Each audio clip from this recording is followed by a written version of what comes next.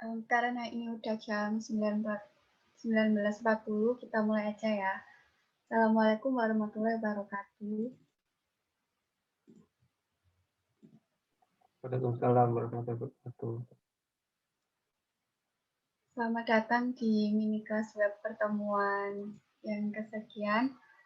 Hari ini materi yang akan kita bahas itu dua, yaitu ECMAScript 6 sama asynchronous.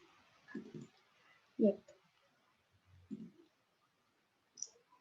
Share screen dulu.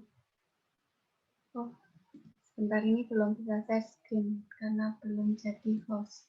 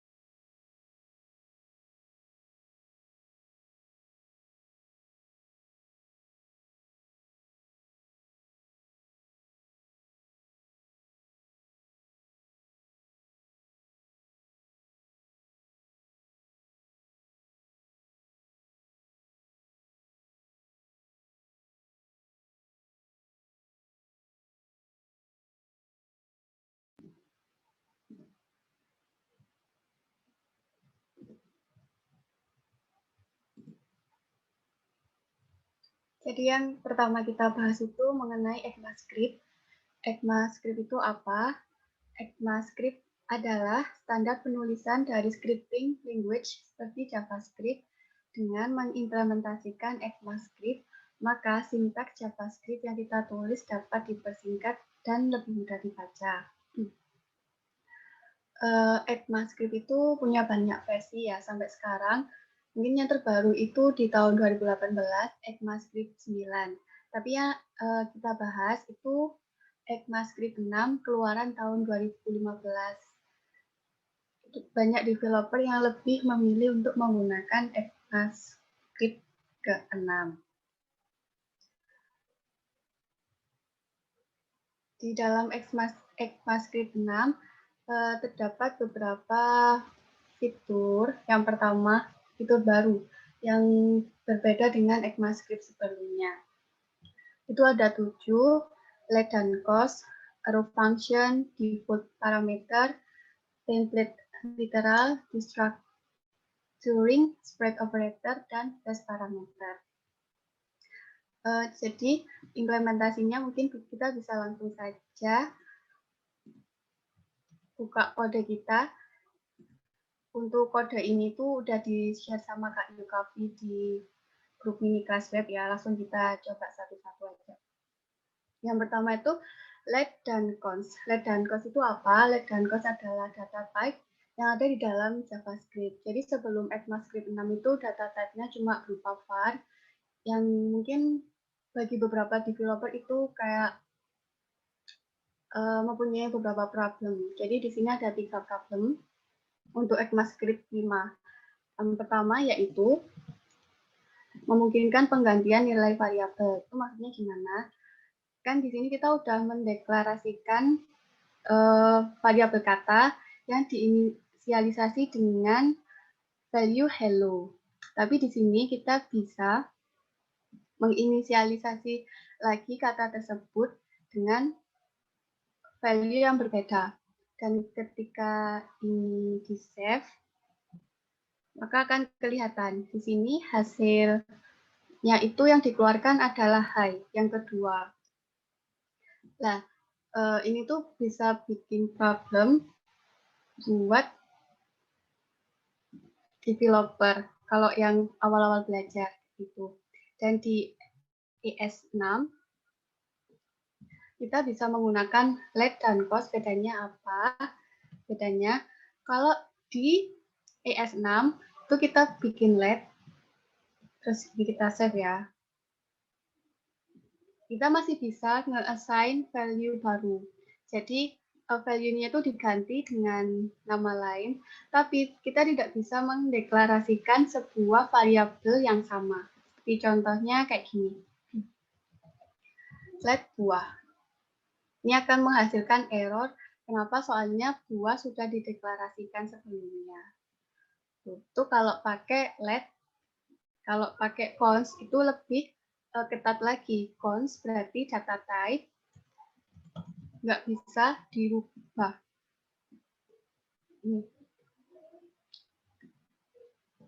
Kalau kita coba merubah value-nya itu tetap tidak bisa. Tuh. Karena const berarti constant variable, nggak bisa diubah. Kayak gitu. Terus problem yang kedua itu hoisting atau pengangkatan sebuah deklarasi variabel. Contohnya apa?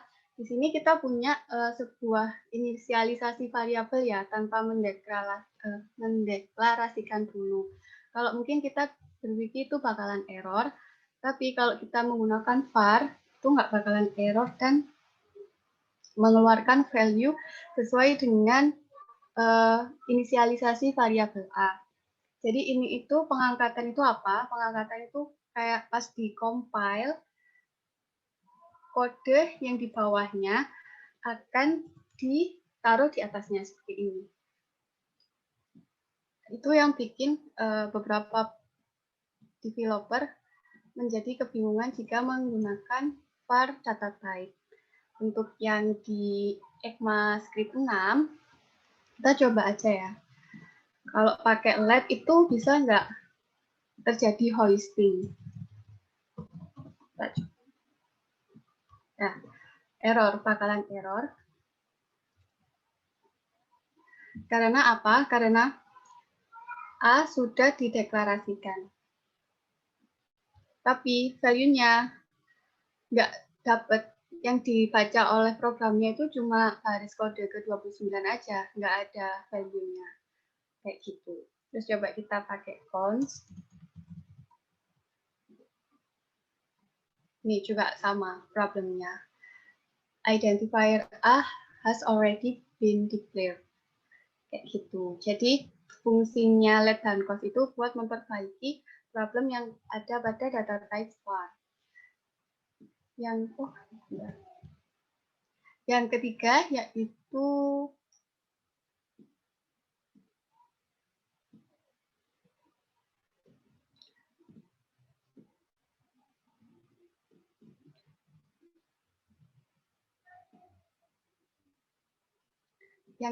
yaitu memungkinkan pemanggilan nilai variabel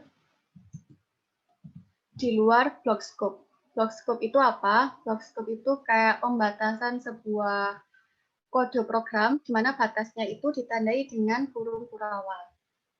Jadi bisa berupa if, terus switch, for, while, kayak gitu. Ini namanya block scope. Nah, terus problemnya apa di var? Di var ini, kalau kita bikin sebuah variabel di sini ya, A-nya itu udah diinisialisasi pakai value 5, terus kita bikin sebuah condition, kita mendeklarasikan lagi nih nilai A-nya di sini. Kalau kita compile, kita save, yang hasil yang keluar itu akan 8, karena var ini menjadi nilai baru untuk variabel A. Gitu. Harusnya kalau lebih logikanya, kalau kita menggunakan block scope, dia harusnya variabel yang ada di dalam block scope itu private, nggak bisa diakses di luar scope tersebut. Oke. Ini contoh yang ES5 ya. Terus yang ke ES6 itu kita coba pakai lab. Ini kita komen dulu. Nah, di sini kita mendeklarasikan ya kayak gini. Mendeklarasikan variabel A. Terus kita juga mendeklarasikan variabel A. Nah, di sini yang dikeluarkan dalam konsol itu tetap variabel yang dideklarasikan secara global. Maksudnya nggak di dalam block scope. Kalau kita ganti ini let, juga tetap hasilnya juga pasti 5. Karena yang di sini nggak bakalan dibaca, itu private variable. Kayak gitu. Untuk data type di ECMAScript itu yang baru let dan cost. Seperti itu penjelasannya. Dari sini ada yang mau ditanyakan dulu sebelum masuk ke fitur baru lainnya. Lanjut nggak? Lanjut ya. Fitur yang kedua yaitu arrow function. Mungkin kemarin udah aku pakai sih di dalam kode CRUD kemarin. Nah, di sini ada perbandingan nih. Yang pertama, IS5 dulu ya. Penulisan function di IS5 itu hampir mirip kayak pemrograman yang lain sih. Jadi kita mendeklarasikan di sini function, terus nama fungsinya apa, menerima parameter, dan batas scope-nya yang mereturnkan nilai tertentu. Coba kita save. Jadi di sini keluar nama Andi.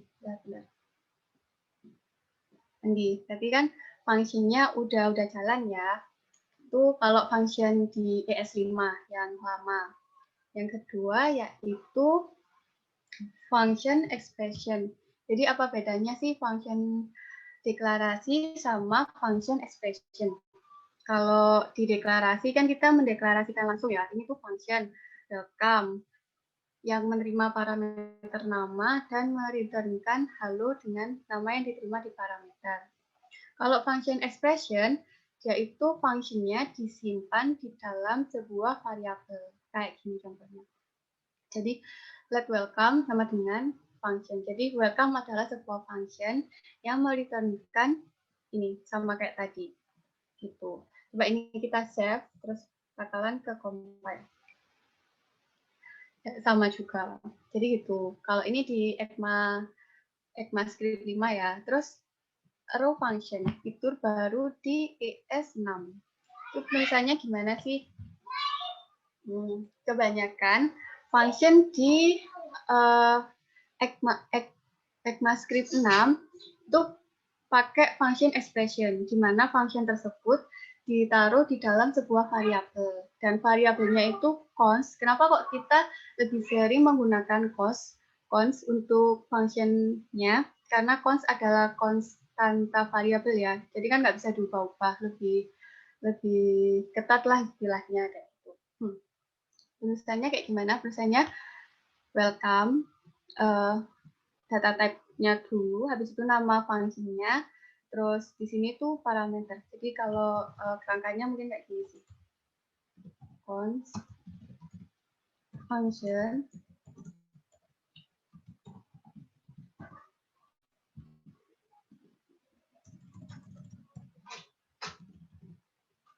kayak gini. Sebenarnya arrow function ini nggak merubah fungsi, cuma penulisan yang terbaru aja.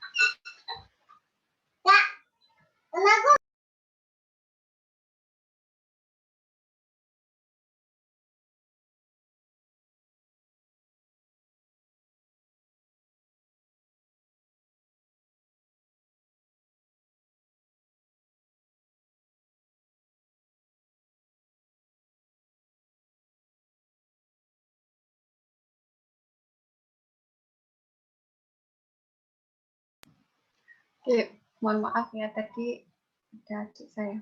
Kita lanjut. Ini dari sini arrow function itu apa? Arrow function itu ditandain dengan sintaks baru. Jadi kalau ada sama dengan terus mana berarti dia menandakan dia sebuah arrow function kayak gitu. Kalau misalnya ini dikasih kurung kurawal, mungkin kalau bingung kenapa kok nggak ada block scope, nah itu juga bisa.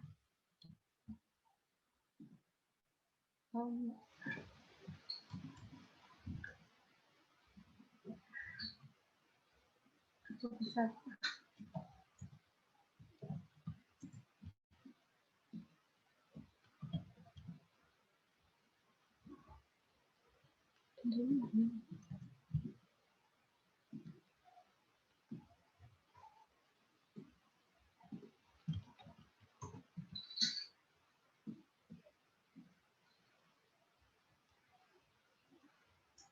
Kayak gitu.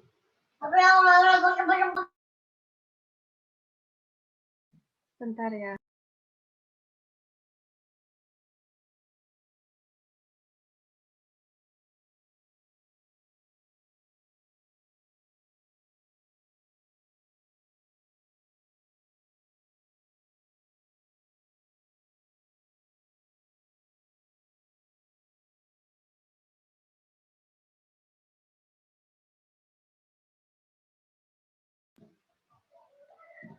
Oke, kita lanjut ya. Yang pertama, selanjutnya itu contoh yang kedua. Di sini kita mempunyai array dengan 4 value, manggis, jeruk, anggur, dan leci yang disimpan dalam sebuah variabel buah. Terus kita ingin menghitung semua jumlah huruf yang ada dalam setiap nama buah. Jadi di sini itu kita mendeklarasikan variabel baru di mana nge-mapping buah tersebut. Nge-mapping ini maksudnya mengambil data satu persatu dari sebuah array. Mapping kemarin udah dijelasin kan, salah satu function yang ada di JavaScript. Lalu di sini kita menjalankan sebuah fungsi yang menerima parameter buah, di mana buah tersebut akan dihitung panjang dari hurufnya ini. Coba save ya. Udah. Hasilnya kayak gini. Jadi 0, 1, 2, 3, 0, 1, 2, 3 itu maksudnya indeksnya, indeks 0, 1, 2, 3. Dengan value-nya jumlah huruf yang ada di setiap array-nya. Itu contoh untuk row function. Ada yang mau ditanyakan? Kak, izin bertanya, Kak. Ya, Kak, silakan. Itu tadi bedanya let dengan const itu apa, Pak? Setahu saya tadi juga sama-sama tidak bisa diubah atau bagaimana, Pak? Oh, itu ya. Masih bingung di situ ya. Kayak gini contohnya. Let A sama dengan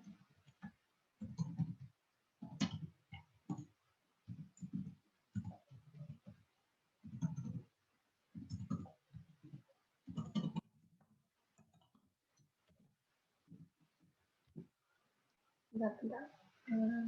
Udah. Nih contohnya, kalau kita pakai let, itu kita masih bisa merubah value. Gini, value-nya diubah aja tanpa mendeklarasikan variabel tersebut kembali. Jadi kita nggak bikin let kembali gini nih lah kayak gitu, bakalan error karena kita udah dideklarasikan sebelumnya. Kalau pakai const itu apa? Const itu sama benar-benar kayak ketat, nggak boleh diganti value-nya, harus ya kalau const ya value-nya ini ya udah ini nggak bisa diganti gitu. Kalau kita ganti value-nya itu bakalan error karena konstanta itu berarti yang udah fix kayak gitu. Cuma kalau kita ganti let, nah ini munculnya yang value yang kedua karena kita udah ganti nih value-nya. Kalau pakai var itu malah problemnya dia juga bisa diganti value-nya, tapi juga bisa dideklarasikan ulang. Dimana itu sebuah problem gitu. Dari sini paham nggak penjelasannya? Oh, jadi kalau let itu kalau misalkan variabelnya itu sama tapi mau merubah nilai tidak usah dideklarasikan lagi gitu, Kak? Betul, tapi masih bisa ngubah value-nya aja.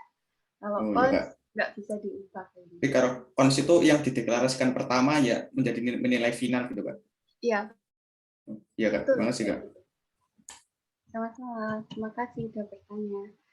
Oke, dari room function ada yang ditanyakan? Belum ya? Langsung ke default parameter. Default parameter ini adalah fitur baru di ECMAScript 6. Default parameter itu apa sih? Default parameter itu artinya kita memberikan parameter ke dalam sebuah function di mana value-nya itu kita sendiri yang menentukan. Contohnya ini, kalau lingkaran. Kan biasanya lingkaran itu nilai B itu kan selalu sama ya, kecuali kalau R-nya itu bisa dibagi 7, gitu kan. Terus kita panggil fungsi lingkaran, di mana menerima parameter cuma R-nya aja. P-nya nggak diisi juga nggak apa-apa, karena kalau P-nya diisi, itu bakalan file-nya juga masih tetap bisa berubah, kayak gini. Kita save ya, terus kita hasilnya keluar, tapi nggak error. Maksudnya error, kan dia menerima parameternya 2 ya, terus di sini kita ngasihnya cuma 1. Tapi karena salah satu udah di default, maksudnya udah dikasih, kalau nggak diisi, isinya itu bakalan ini nih, kayak gitu logikanya. Tapi kalau kita ganti juga masih bisa sih, kalau misalnya R-nya itu 7 ya, terus di sini 22/7, I-nya diganti 22/7 gitu. Nah, dia bakalan ganti I-nya. Jadi kan 7 dikali 2 dikali 22/7 kan 44 ya. Dicoret-coret 7 bawahnya. Kayak gitu. Ini yang dimaksud dengan default parameter. Membuat parameter defaultnya kalau si fungsinya itu nggak dikasih parameter sesuai dengan jumlahnya. Kayak gitu gambarannya. Yang contoh yang kedua, hampir sama sih sebenarnya. Cuma ini pakai yang namanya row function ya. Sini kita menerima parameternya itu A sama T.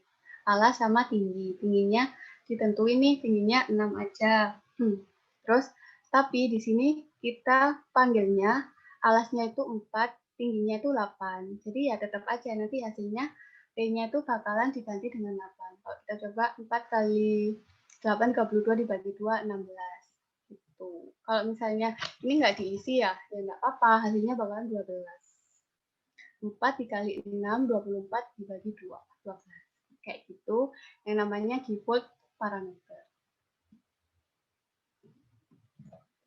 Oke, default parameter ada pertanyaan? Lanjut ya. Oke. Yang selanjutnya, kalau jelasinnya kecepatan, bilang ya. Yang selanjutnya tuh template literal. Template literal itu apa? Ya, kita coba lihat kasusnya ya. Ini di ECMAScript dulu. Di ECMAScript 5 maksudnya, yang lama. Kalau kita ingin membuat sebuah kalimat dengan berbeda baris, itu kita harus pakai ini kan, apa ya namanya, slash, bukan, kayak garis miring, terus ada N, gitu. Baru nanti hasil konsolnya itu bakalan berbeda baris, kayak gitu. Ini contoh yang pertama ya.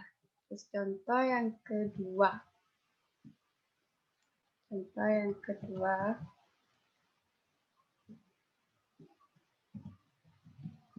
Nah, kayak gini. Jadi kan kita ambil value nih dari sebuah objek mahasiswa namanya MHS.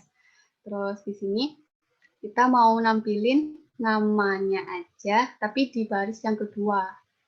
Ya tetap aja harus pakai garis miring N, garis miring N. Terus kalau habis manggil sebuah variabel atau data objek gitu, kita harus pakai yang namanya plus, kayak gitu. Ini kalau dipikir-pikir mungkin ini kayak mudah gitu ya, kayak nggak ngaruh gitu. Tapi kalau misalnya kalimat di dalam sebuah variabel ini tuh panjang banget dan harus dipetakan baris-barisnya, itu bakalan membingungkan. Oke, itu contoh yang kedua ya. Selanjutnya, langsung masuk di ECMAScript. ECMAScript 6. Nah, ini kita pakai yang namanya template literal. Template literal itu apa sih? Template literal itu bedanya kita pakai backtick. Ini namanya backtick. Lokasinya ada di sebelah angka 1. Nah, kayak gini. Kalau di awal-awal kita pakai yang namanya petik 1 kan, petik 1 aja. Kalau di template literal kita pakai backtick. Kegunaannya apa, manfaatnya apa? Kalau pakai backtick kita nggak perlu nih pakai yang namanya /n kayak gini. Jadi kalau mau menampilkan sebuah kalimat di dalam dengan baris yang berbeda, kita cukup membuatnya dengan ini, baris yang berbeda aja. Kalau misalnya ini dikasih spasi, langsung spasinya langsung di bawahnya gitu, nggak usah pakai n gini. Jadi itu lebih memudahkan. Template literal itu lebih memudahkan penulisan kalimat di dalam sebuah variabel atau konsol. Terus yang contoh yang kedua,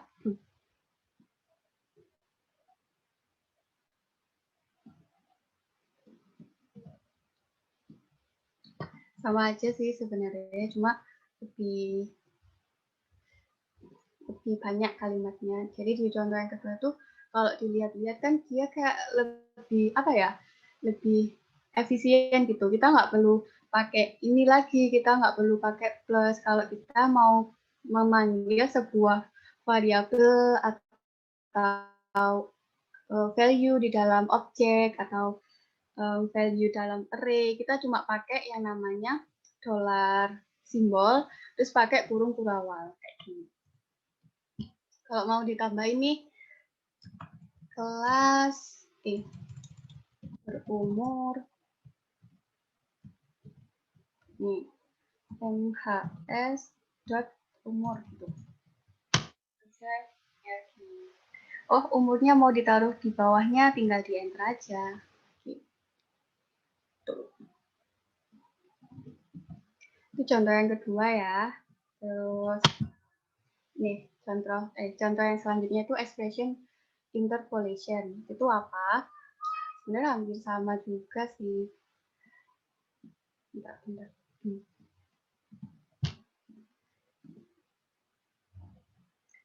Ini pakai ECMAScript 5 ya, masih pakai yang jadul. Jadi kita pakai petik 1 biasa, nggak pakai backtick. Di sini ada kata-kata statement, di situ pakai plus kalau mau panggil sebuah variabel. Baru nanti hasilnya bisa di operasinya juga bisa dimasukkan dalam sebuah konsol. Kalau kita save 15 adalah 15 kurang dari 20. Itu. Ini dari sini. 5 tambah 10. Gitu. Kalau pakai ECMAScript 5 ya, yang jadul. Pakai petik 1. Yang selanjutnya pakai IS6, backtick. Dia lebih efisien nggak sih kalau dilihat-lihat cuma pakai backtick, terus pemanggilannya juga easy. Di sini contohnya pakai titik aja, kita perlu petik 1 ya, tapi kalau pakai backtick cuma langsung aja dikasih 1 titik gitu.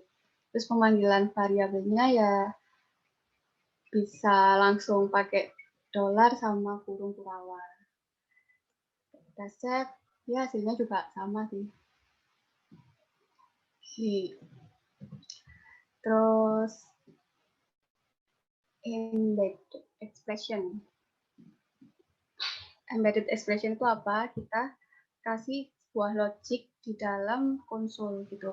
Ini kan namanya ternary operator ya, kayak if else gitu, tapi lebih efisien, lebih simpel penulisannya. Kayak ini ada sebuah statement, apakah nilai kurang dari sama dengan 80? Nih, tanya itu kayak ditanya lulus, kalau iya berarti lulus, kalau enggak berarti remedi. Gitu. Untuk di ternary itu kalau yang pertama itu selalu true, kalau yang di kedua ini selalu false gitu. Kita coba save, hasilnya lulus. Nah, terus yang kedua kita pakai ECMAScript 6. ECMAScript 6, kita tulisannya tuh nggak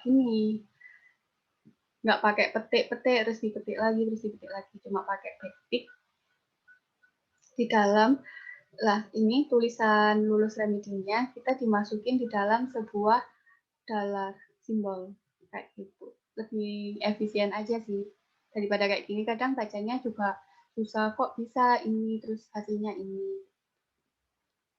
Itu dari template literal, fitur template literal. Ada yang mau ditanyakan?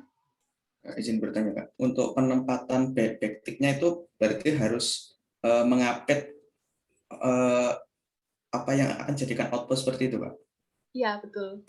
Jadi nggak boleh nih backtick-nya di luar. Kayak contohnya yang udah nih.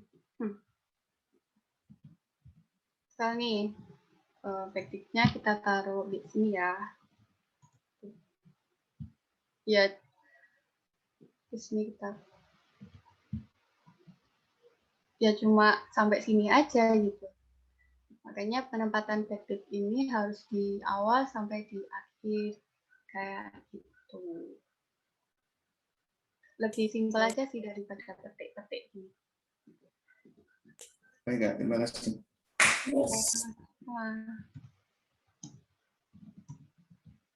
Oke, lanjut ya. Yang lain nggak ada pertanyaan? Belum ya, mungkin. Yang selanjutnya itu destructuring objek atau array sih sebenarnya. Langsung kita coba aja. Skipping. Yang pertama itu fiturnya dalam skipping item. Skipping item itu apa? Skipping item itu kayak kita ambil item dalam array ini atau dalam objek itu satu persatu. Kalau kita pakai yang ECMA 5 ya, itu bakalan kayak gini. Let ruangan 1 sama dengan ruangan indeks ke 0 gitu misalnya. Terus di sini kita copy dulu deh. Console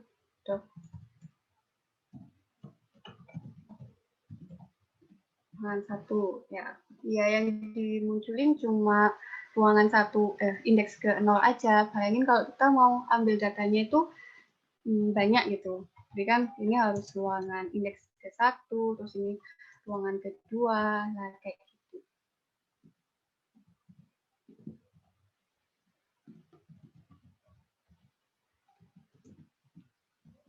Baru muncul. Itu kan kayak cukup merepotkan gitu ya kalau isi array-nya itu banyak banget. Nah, yang di ECMAScript 6 ada fitur nih namanya destructuring array atau objek. Gimana sih cara kerjanya? Cara kerjanya itu kebalikan sih. Kalau tadi kan kita kayak let terus ruangan 1 kita ini deklarasi variabelnya dulu baru kita isi kan. Kalau di sini kita isi dulu nih deklarasikan dulu juga sih sebenarnya. Kayak kita bikin array 1, kosongan, 2, sama 4. Terus ini ambil ruangan di sini. Berarti ruangan dia merujuk ke array gitu. Jadi nanti setiap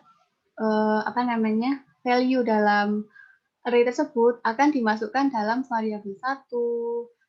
Terus RT1 ini dimasukkan ke dalam variabel 2, RT2 dimasukkan ke dalam variabel 4 kayak gitu. Kalau nih kenapa kok ini kosongan, Kak? Kalau kosongan, berarti dia nggak value di sini kita itu nggak dimasukkan kemana-mana gitu. Jadi ini nggak bakalan keluar sih. Kalau kita lihat di konsolnya cuma LPY1, RT1 sama RT2. Enaknya skipping item di ECMAScript 6 tuh kayak gitu. Itu contoh yang pertama ya. Terus yang kedua yaitu return value pada function. Apa sih bedanya sama skipping item gitu? Kalau skipping item, dia kan array-nya dimasukin ke dalam sebuah variabel ya. Kalau di sini kita panggil sebuah function, kita punya function nih, namanya coba ini pakai true function ya. Terus di sini tuh nge-return sebuah array, ada 3 value nih, indeks 0, 1, sama 2. Dari sini kita mau kayak ambil value-nya, terus dimasukkan ke dalam sebuah variabel. Kita tinggal bikin array, value-nya ya mungkin bisa sesuai ini, atau apa, terus kita panggil function-nya tersebut. Tuh, terus kalau log C berarti bisa ketebak dong nilainya apa, nilainya adalah 4. Tuh. Kalau mau konsol log apa ini, misalnya A ya, udah ketebak juga value-nya 1. Kayak gitu sih untuk return value pada function. Oke, kita masuk ke contoh yang ketiga, swap item. Swapping item itu maksudnya kayak kalian pernah kan kayak variabelnya itu value-nya ditukar gitu, di swap. Nah, kalau pakai yang namanya destructuring di ECMAScript 6, kita swap-nya itu pakai ini aja. Pakai array A, B, C sama dengan B, C, A. Gitu. Kalau di ECMAScript 5 kan kita pasti pakainya let gitu ya. Let kita ubahnya satu-satu. Misalnya A, kita ubahnya jadi 6. Terus let B tetap kan 5, let C sama dengan 3, kayak gitu kan. Jadi kayak merepotkan gitu. Tapi kalau di di ECMAScript 6, kalau mau swapping item tinggal diginiin aja. Ini misalnya ganti A di 8 ya, kita tinggal ini aja di 8. Terus A1. Jadi sesuai sama nama variabelnya.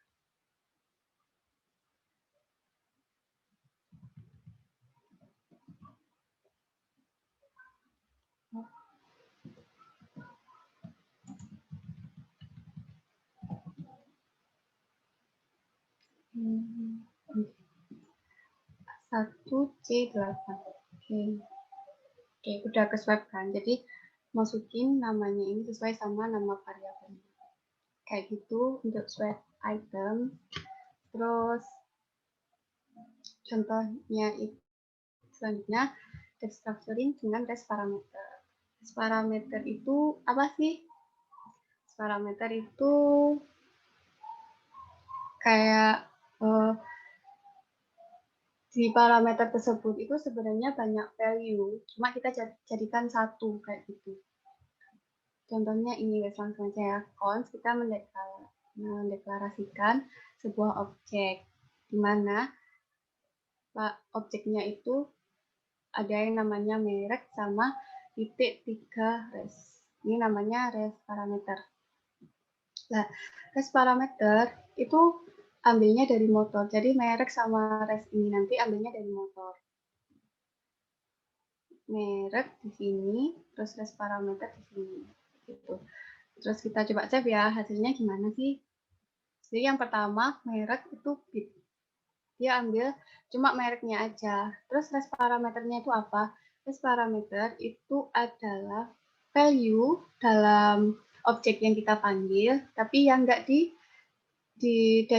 dideklarasikan. Jadi sisanya itu bakalan masuk di res parameter. Misalnya kita tambahin lagi nih ya, merek, warna, tahun, sama kecepatan misalnya.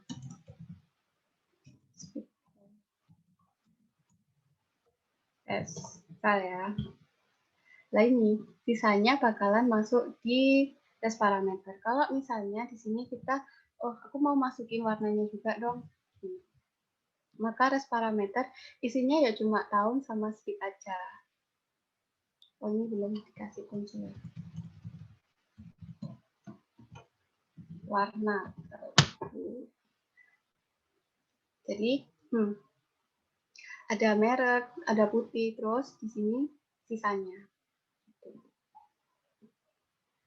Kayak gitu destructuring dengan res parameter. Dan selanjutnya destructuring function. Hampir sama, kalau di sini kan kita destructuring objek ya. Kalau di sini paketnya function nih. Tuh. Fungsinya isinya objek nih. Ada beberapa objek, terus di dalamnya juga ada objek di dalam objek. Nah, bingung ya.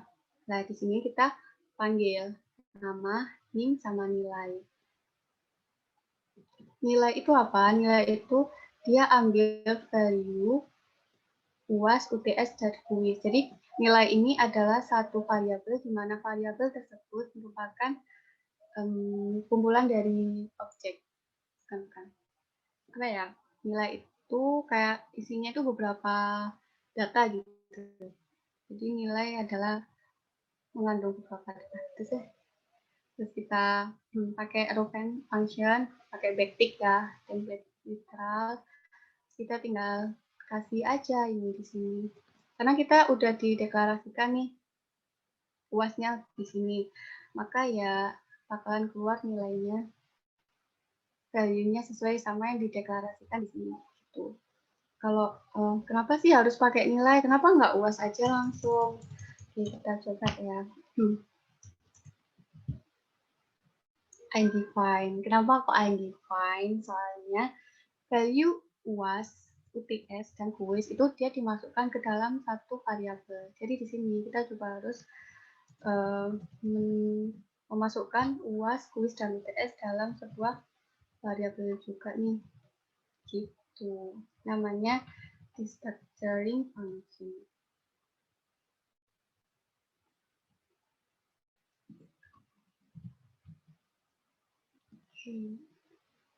Kayak gitu.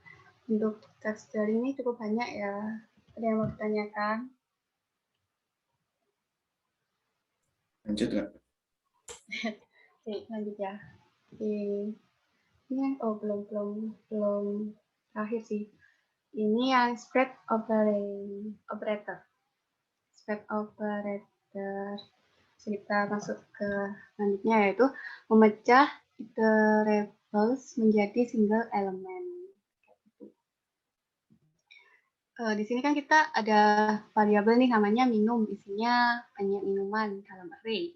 Terus kita pakai spread operator itu pakai titik 3, hampir sama kayak res parameter, cuma mungkin beda penempatan aja sih. Kalau res parameter kan di parameter function ya, kalau di sini kita langsung panggil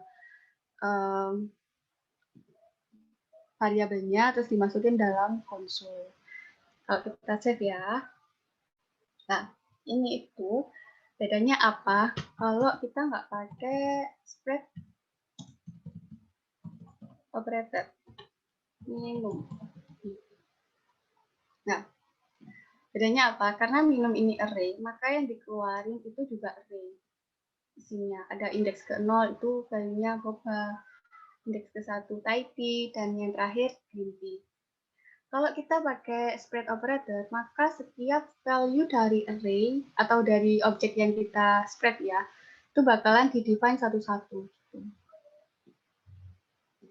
Dipecah menjadi satu-satu, single element kayak gitu. Jadi boba, tie, terus green apa? Boba, tie, dan green tea. Kayak gitu. Fungsinya spread operator. Lanjut ya. Yang kedua yaitu menggabungkan array. Nah, ini sih sebenarnya fungsi utama, bukan fungsi utama sih yang sering digunakan spread operator. Kita punya nih dua variabel, minum sama makan. Value-nya juga macam-macam. Di sini ada 3 value, juga ada 3 value. Kalau kita pakai yang namanya ECMAScript 6, cara menggabungkan kedua array tersebut cuma pakai spread operator digabungin sama spread operator. Minum dan makan. Jadinya gimana sih? Kita coba ya. Oke, ini nomor 1 harusnya. Nah ini. Jadinya value-nya itu minum dan makan digabungin jadi satu. Boba, Taiti, green tea, Aichiro, sama pizza. Kalau pakai ECMAScript 5 yang jadul, itu pakainya concat, function concat dari JavaScript. Sebenarnya fungsinya sama sih, cuman spread operator ini lebih memudahkan aja. Jadi kalau bacanya, oh minum digabungin sama makan gitu aja. Kalau ini kan minum konkat makan apa gitu. Kalau masih belum terbiasa sama function konkat gitu. Ini contoh yang kedua ya. Yang terakhir, contoh yang terakhir itu mengcopy array. Mengcopy array kita bikin punya variabel minum nih, isinya yang kayak tadi, terus kita bikin variabel baru namanya minuman. Nah, minuman ini value-nya dari mana? Value-nya itu adalah dari minum ini. Cuman karena dia dimasukin dalam array ya, beda lagi kalau yang mana ya tadi? Console log tadi kan dia nggak dimasukin array ya. Jadi hasilnya langsung single elemen. Kalau di sini contohnya, minum ini dipecah satu-satu, tapi tetap aja dimasukin dalam array.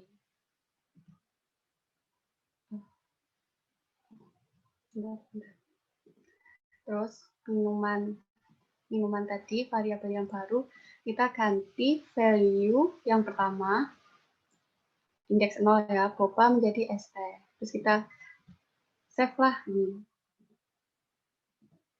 Yang pertama, kita mengkonsol minuman. Berarti udah jelas dong. Isinya itu st, Thai tea, dan green tea. Nih, st, Thai tea, dan green tea. Terus kita ngekonsol yang minum tadi, nih, boba, Thai tea, dan green tea. Jadi value-nya itu nggak ganti. Ini lebih kayak apa ya, sangat efisien sih kalau kita mau mengcopy sebuah array ke dalam variabel baru, tinggal pakai spread operator aja. Kayak gitu. Oke, yang di spread operator ini ada pertanyaan? Atau masih bingung atau kecepatan? Lanjut ya. Lanjut. Sip. Yang terakhir, rest parameter. Sebenarnya udah dibahas yang tadi, yo. Kita bahas lagi aja. Spread parameter.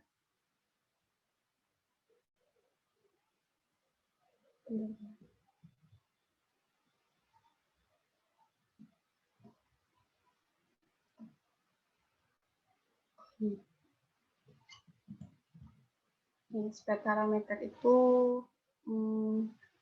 kebalikan text structuring sebenarnya. Kalau text structuring kan kita kayak ambil elemennya gitu ya. Mana ini dimasukin dalam sebuah variabel, ini masukin sini, ini masukin sini. Kalau di rest parameter dia kayak dijadikan satu. Jadi beberapa ini nanti langsung dimasukin ke sini.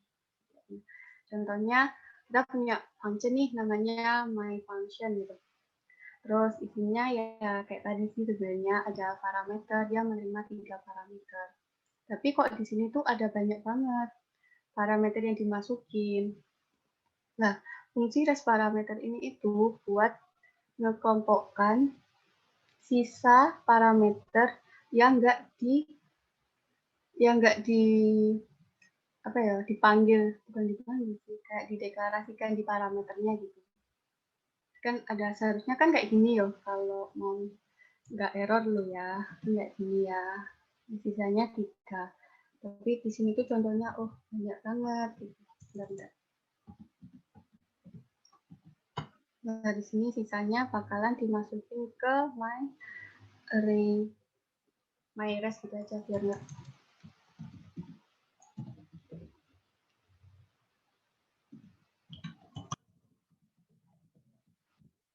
Oke, kayak gitu. Fungsinya rest parameter itu mengelompokkan beberapa data ke dalam satu variabel. Seperti itu. Ini contoh, ini masih pakai function yang apa ya? Sigma 5 ya. Jadi belajarnya pakai arrow function. Kalau kalian buka ini mungkin kalian bisa coba nih fungsinya ini diganti arrow function gitu. Kalau coba-coba buat latihan. Oke, kita masuk ke contoh yang kedua. Ini rest parameternya dijadikan operasional ya. Kita punya fungsi nih namanya multiply, perkalian. terus terima parameter multiplier sama beres saja.